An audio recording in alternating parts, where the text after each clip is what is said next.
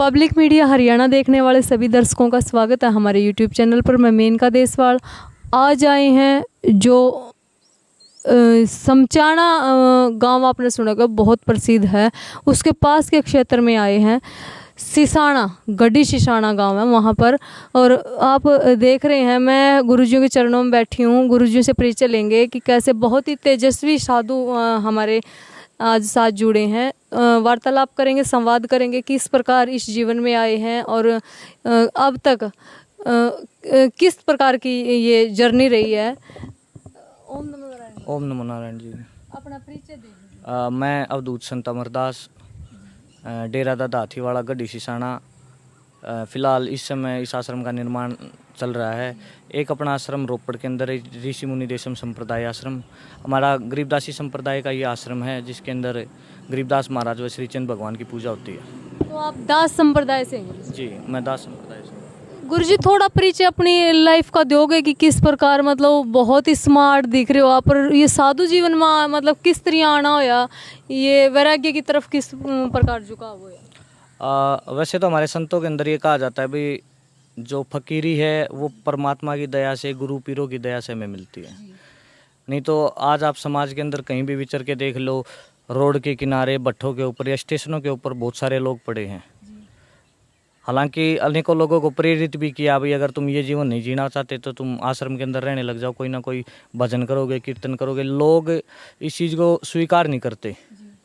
तो मैं तो कुछ तो ये मानता हूँ कि ये मेरी परमात्मा की दी गई है, कुछ मैं जो मेरे पीछे के संस्कार रहे हैं उनके कारण से आज मैं इस संत भेष के अंदर बैठा हूँ जी। तो गुरुजी एक बार अपना जन्म का बताओगे कि कहाँ से है? आप एक बहुत इंटरेस्टिंग बात बता रहे थे कि मेरा जन्म कि माता जी दर्शन करने गई थी वहीं हुआ था, वो वाक्य क्या था? हमारा जो पीछे परिवार था, परिवार के अंदर साध के नाम से हमें जाना जाता है। तो मेरे परिवार के अंदर कोई 7-8 पीढ़ी पहले हमारे कोई बुजुर्ग वो संत बन गए थे।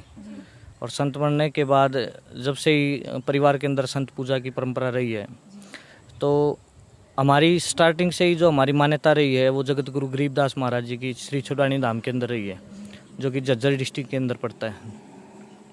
तो होली वाले दिन हमारे वहाँ पाठ चला हुआ था, पूर्णमासी का दिन था।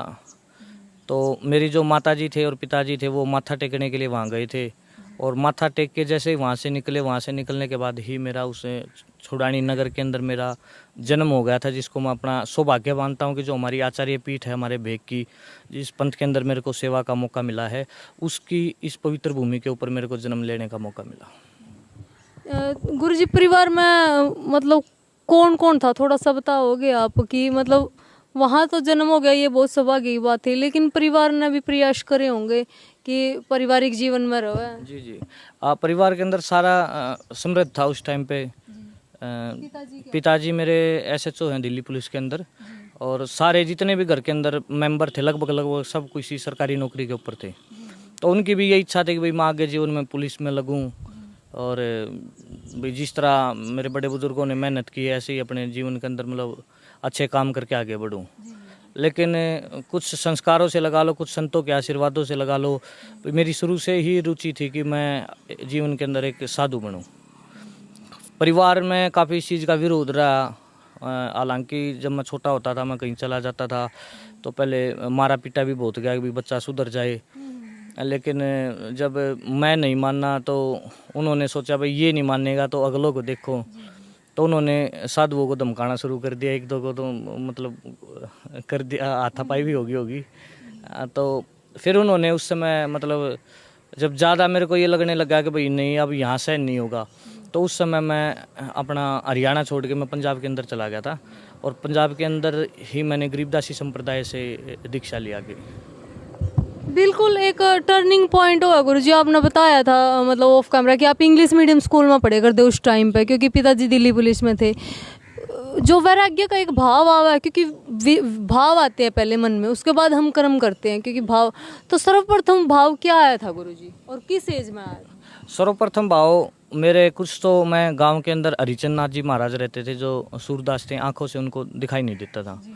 तो महाराज जी के दर्शन के लिए जाते थे, वो कभी कभी लाड प्यार से पुचकारते थे। फिर जो हमारे गुरु पीर हुए या संत महापुरुष हुए जिन्होंने जो चमत्कार हमें दिखाए हैं, तो वो उस विषय में बताते थे कुछ। फिर मैं जगत गुरु आचार्य गरीबदास महाराज जी की जीवनी का अध्ययन करके और महाराज जी जैतराम जी की जीवनी का अध्ययन करके मेरे जीवन के अंदर काफ़ी प्रभाव पड़े कि उन्होंने एक संत जीवन के अंदर किन किन कठिनाइयाँ भी देखी साथ के साथ में, और साथ में उन्होंने क्या मेहनत की है और किस तरह से उन्होंने तपस्या की है, त्याग किया है। वो देखने से मन के अंदर विचार आया कि भाई अगर महाराज जी ने इतनी मेहनत की है तो थोड़ा बहुत परमात्मा का नाम लेके हम भी उस परमात्मा को किसी न किसी रूप में प्रकट कर सकते हैं। इन्हीं विचारों के साथ फिर मेरा संन्यास का मन बन गया था। तो एक बात और कही थी गुरुजी आपने कि मेरे पिताजी ने मतलब बहुत मेहनत की और आपने मतलब हाई स्कूल तक की भी उसका मतलब हाईली एजुकेटेड हो, तो पढ़ाई के साथ साथ किस प्रकार दोनों तरीका बैलेंस बनाया? मैं 6th क्लास में घर से भागना शुरू हो गया था। तो एक दो बारी तो पकड़ के ले आए, तो कुछ टाइम फिर मैं उनके साथ रहता, मैं फिर भाग जाता, तो ये चलता रहा। तो लास्ट में किसी समझदार महात्मा ने उनको कहा भाई ऐसा कोई सिस्टम कर लो भाई हमारी भी रह जाए और ये तुम्हारी भी मान ले। तो बोले जी हम तो कुछ नहीं चाहते, हम तो ये चाहते भाई ये ढंग से पढ़ ले। तो उस समय मैंने फिर बड़े गुरुजियों ने मेरे को बोल दिया भाई तूने पढ़ाई नहीं छोड़नी। तो उस समय मैं मतलब इन्हीं कपड़ों के अंदर मैं स्कूल के अंदर गया हूँ, कॉलेज के अंदर गया हूँ। जी मतलब मोस्टली मैंने नॉन अटेंडिंग की है, उसके बाद एग्ज़ाम वगैरह देने के लिए मैं चला जाता था। तो ऐसा नहीं देखते थे गुरुजी की मतलब अलग तरह कोई मजाक नहीं बनाता था? मजाक तो क्या, मेरा सबसे पहले एडमिशन हुआ था 12th क्लास के बाद YMCA इंस्टीट्यूट जो कनाट प्लेस में है। तो वहाँ मैंने किसी डिप्लोमा के लिए मतलब किया था अप्लाई। तो मैंने उनसे बोला था कि भाई मैं दूसरे कपड़े पहन के यहाँ नहीं आ सकता, भैया आपको कल को की ड्रेस पहन के आओ या ये करके आओ, तो मैं ये सब करके यहाँ नहीं आ सकता, मैं इन्हीं कपड़ों में आ सकता हूँ। अगर आप इस चीज़ को अलाउ करो तो मैं यहाँ एडमिशन लेने के लिए रेडी हूँ, अदरवाइज मैं रहने दूंगा। तो उन्होंने स्टार्टिंग में मेरे को बोल दिया कि जी हाँ आप जैसे मर्जी आ सकते हैं, आपको कोई रोक टोक नहीं है। बट 18-20 दिन बाद वही मेरे को ये बोलने लगे जी ये कपड़े नहीं चलेंगे, हमारी क्रिश्चियन सोसाइटी है और क्रिश्चियन सोसाइटी में ये चीज़ अलाउ नहीं होती। तो मैंने फिर उनसे बोला भाई मेरी फ़ीस वापस दे दो। तो वहाँ से मैंने फ़ीस वापस लेने के बाद फिर मैंने MDU यूनिवर्सिटी से मास्टर्स की, BA मैंने MDU से की।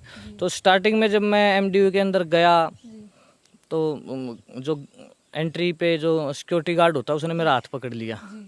वो बोला महाराज जी आप गलत आगे, बोरवाड़ा डेरा आगे है। तो मैं बोला भाई मैं बोरवाड़े डेरे में से नहीं हूँ, मैं तो स्टूडेंट हूँ यहाँ का। तो बोला बाबा जी क्यों मजाक कर रहे हो। तो उस समय हमारे डायरेक्टर होते थे तो वो बाहर आ गए, तो उनसे थोड़ी सी रेफरेंस की थी कि जी मैं ऐसे ऐसे हूँ और मैं स्टडी करना चाहता हूँ। तो उन्होंने मेरी काफ़ी मदद की पढ़ाई के अंदर भी।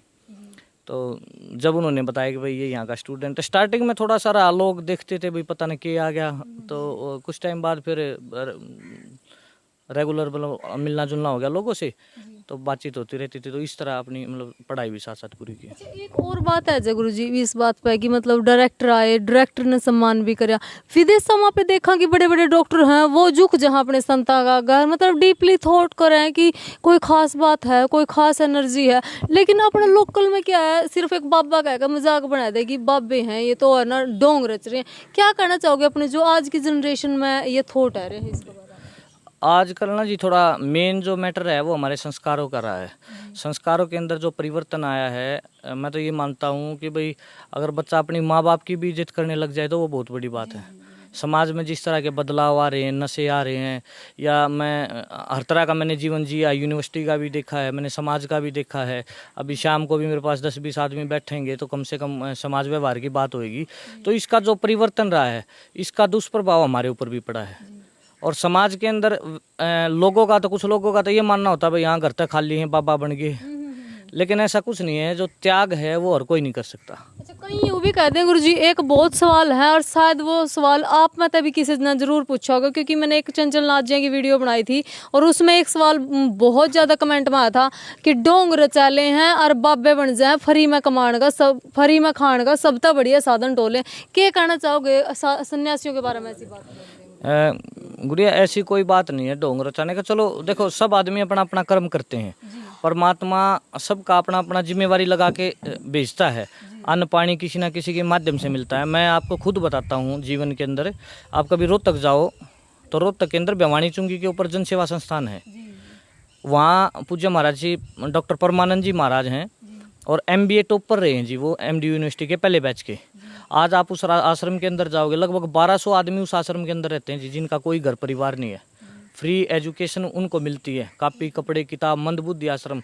इस तरह के जो समाज में प्रेरणा देने वाले काम है ये संतों द्वारा किए जाते हैं। हाँ ठीक है भाई, कुछ लोगों ने इस तरह का जो आडंबर भी रचा है, विरोध भी किया है, लेकिन चाहे वो प्रवचन हो चाहे कुछ हो, देखो हम किसी की प्राइवेट लाइफ के ऊपर कुछ नहीं कह सकते, लेकिन हर किसी ने यही कोशिश की है भाई समाज के अंदर कुछ अच्छा बदलाव लाएं।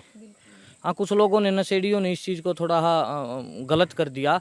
और रही बात कमाने की, ऐसे ऐसे महात्मा हैं मैंने जीवन के अंदर देखे हैं। आप नर्मदा किनारे जाओ, सियाराम बाबा जी हैं, वहाँ हमेशा भंडारा चलता रहता है। परिवार वालों ने उनको 3 करोड़ रुपए दिए कि भाई आपके हिस्से में जो ज़मीन थी वो बेच दी, रोड के अंदर आ गई, तो ये 3 करोड़ रुपए आपके हैं। वो बोले जब मैंने घर ही त्याग दिया तो आपके 3 करोड़ का करूँगा क्या मैं। तो ऐसे ऐसे तपस्वी संतों के कारण आज हमारी धरती टिकी हुई, आज हमारा सनातन ऊपर जा रहा है। एक और बात पूछेंगे गुरुजी कि मतलब नशा पे बात आएगी तो मतलब साधु संत में कई बार नशा बहुत ज़्यादा हो जाए है। आप अपनी लाइफ के बारे में क्या कहना चाहोगे? आप नशा ने किस तरह देखो हो? आप नशा करो या नशा तो बहुत दूर हो? गुड़िया, वैसे तो सनातन परंपरा के अंदर ना बहुत सारी परंपराएं हैं, लेकिन उसमें भी जिस तरह गोरखनाथ जी की मैंने एक जीवन में वाणी पढ़ी थी, उन्होंने कहा था कि भाई जो शराब है वो साधु के 72 जन्मों का भी जो तप है उसको खराब कर देती है। तो ऐसी ऐसी चीज़ों का संतों ने विरोध किया है।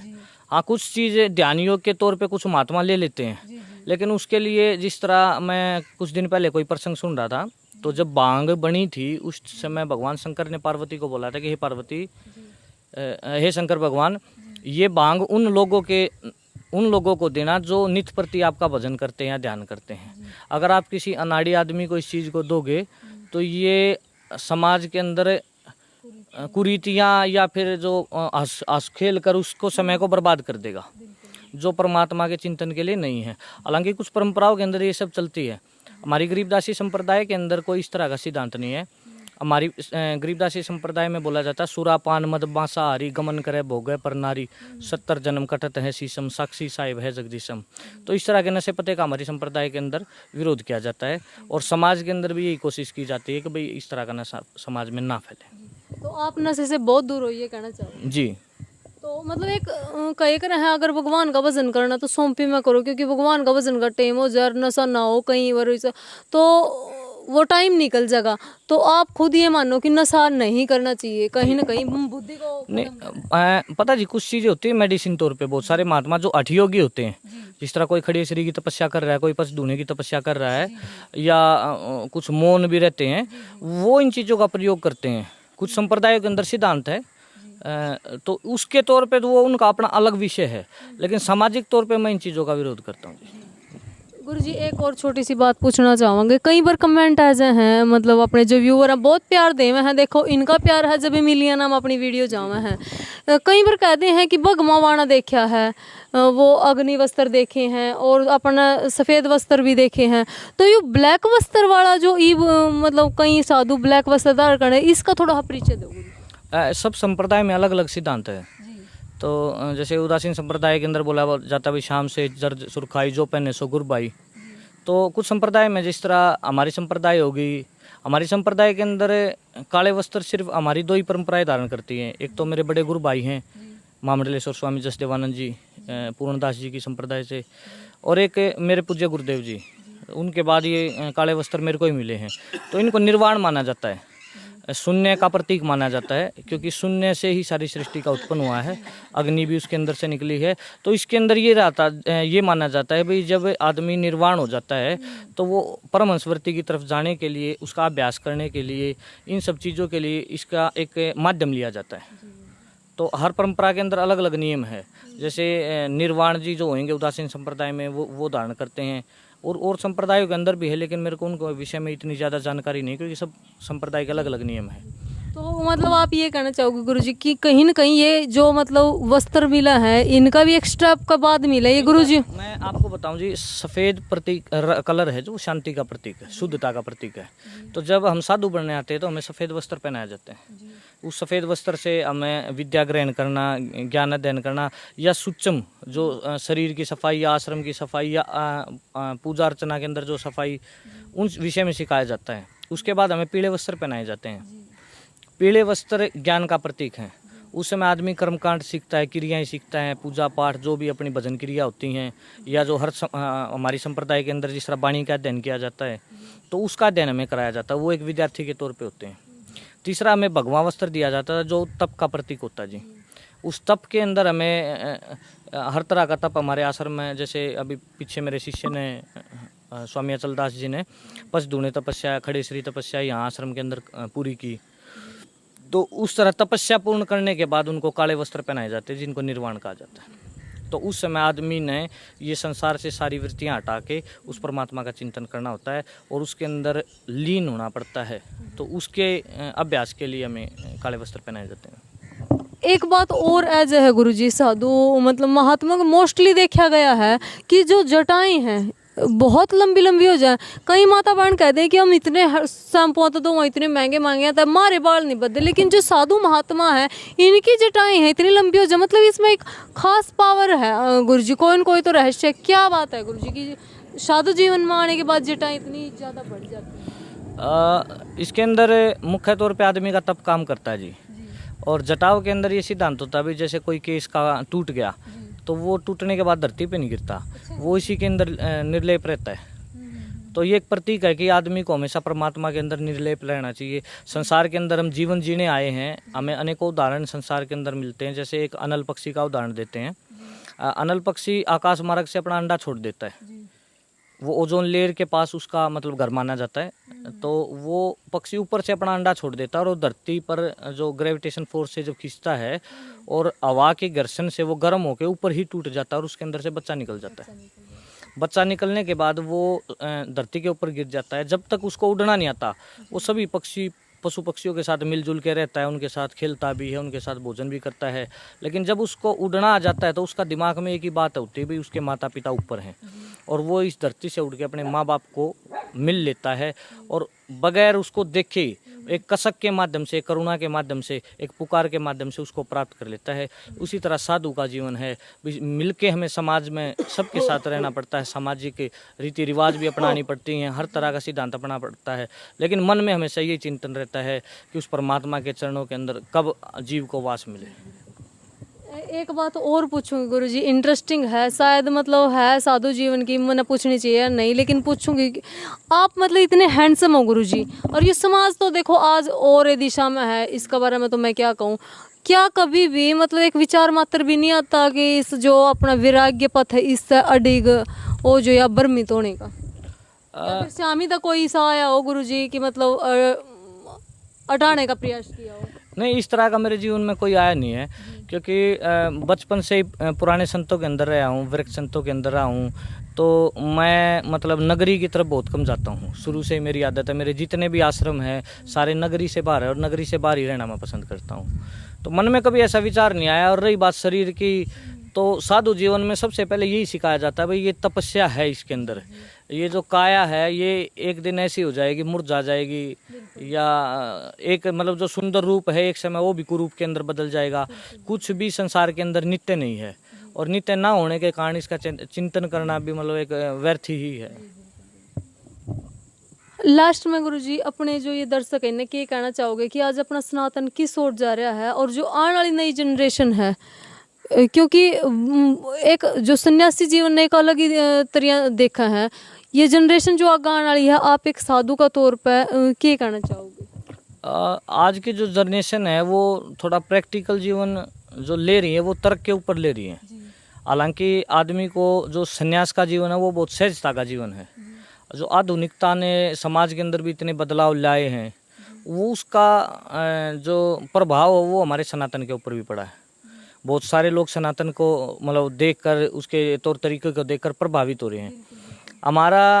मैं आपको बता देता हूँ कि समाज में जो संतों ने अपने जीवन के अंदर संघर्ष किया है, चाहे वो आज़ादी की लड़ाई को लेकर रहा हो, चाहे अपनी परंपराओं को बचाने को लेकर रहा हो, वो संतों ने भी समाज के अंदर बराबर हिस्सेदारी दी है।